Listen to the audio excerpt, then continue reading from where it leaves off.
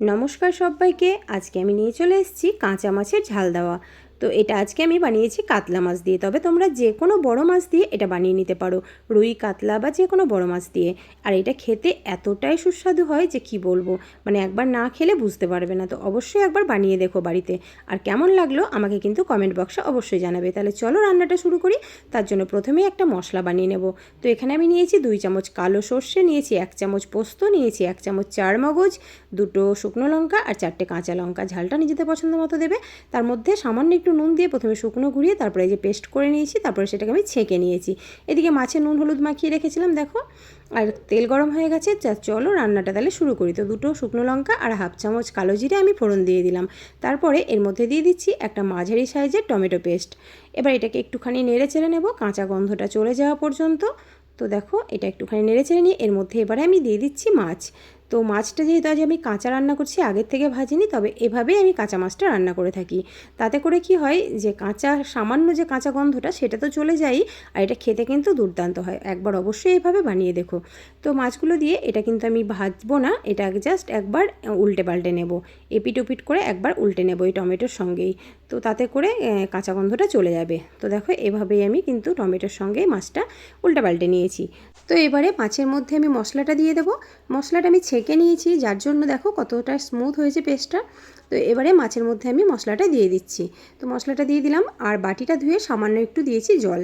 তারপর দিয়েছি এখানে 1/2 চামচেরও কম হলুদ গুঁড়ো, প্রয়োজন মতো দেবে অবশ্যই। তারপর দিয়েছি এখানে 1/2 চামচেরও কম কাশ্মীরি লঙ্কা গুঁড়ো, এটা আমি কালারের জন্য দিয়েছি। যেহেতু ঝালের জন্য আমি এখানে লঙ্কা বেটে দিয়েছি, কাঁচা লঙ্কা শুকনো লঙ্কা বেটে দিয়েছি। তো তোমরা ঝালটা অবশ্যই নিজেদের পছন্দ মতো দেবে, কম বেশি করে নিতে পারো। তো এটাকে খুব ভালোভাবে এবারে হালকা হাতে এটাকে আমি নেড়ে মিশিয়ে নিয়েছি। এটা কিন্তু খুব হালকা হাতেই নাড়তে হবে, যেহেতু কাঁচা মাছ তাই ভেঙে যাওয়ার সম্ভাবনাটা থাকবে।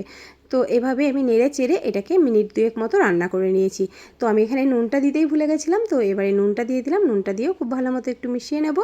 তো এভাবে আমি 2 মিনিট মতন দেখো রান্না করে নিয়েছি। আর এটা মশলাটা এতে করে কষানো হচ্ছে, আর তার সঙ্গে মাছটাও কিন্তু অনেকটাই সেদ্ধ হয়ে যাবে। তো দেখো মশলাটা আমার খুব ভালো মতো কষানো হয়ে গেছে। এবারে এর মধ্যে আমি দিয়ে দেবো প্রয়োজন মতো জল। তো আমি এখানে গরম জল ব্যবহার করেছি, রান্নায় সবসময় চেষ্টা করবে গরম জল ব্যবহার করার। তো জলটা দিয়ে দিলাম, তারপর এটাকে হালকা হাতে মিশিয়ে নিয়ে এর মধ্যে আমি দিয়ে দিলাম 4-5টা চেরা কাঁচা লঙ্কা। তো আগেই বলেছি ঝালটা অবশ্যই তোমরা নিজেদের পছন্দ মতো দেবে। তো এবারে এটাকেও আমি খুব ভালো মতো নেড়ে মিশিয়ে দিয়ে ঢাকা দিয়ে এটাকে আমি রান্না করে নেবো 4-5 মিনিট মতো। যেহেতু মশলার সঙ্গে কষাতে কষাতেই কিন্তু মাছটা অনেকটাই সেদ্ধ হয়ে যায়, তো খুব বেশিক্ষণ সময় লাগবে না।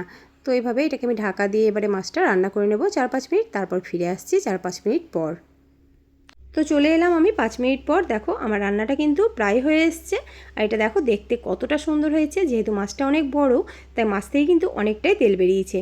তো এবার আমার রান্নাটা প্রায় হয়ে এসছে, মানে প্রায় না, কমপ্লিট হয়ে গেছে। এবার আমি এটাকে গ্যাস বন্ধ করে দেবো। তারপর এটাকে ঢাকা দিয়ে 5 মিনিট রেখে তারপর আমি পরিবেশন করব।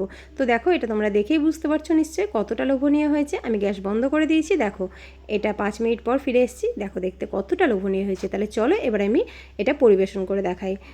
তো গরম ভাতের সঙ্গে গ্রেভি দিয়ে ভাতটা একটুখানি মেখে আর এক টুকরো মাছ ভেঙে নিয়ে মুখে দিলেই বাঙালির যেন স্বর্গস্বাদ। আমি বলছি বলে না, তোমরা অবশ্যই একবার বানিয়ে দেখো। আর কেমন হয়েছে আমাকে কিন্তু কমেন্ট বক্সে জানাবে। তোমরা ভালো হলেও যেমন জানাও, খারাপ হলেও কিন্তু জানাবে। তো বন্ধুরা, আমার আজকের রেসিপিটি তোমাদের কেমন লাগলো অবশ্যই জানিও।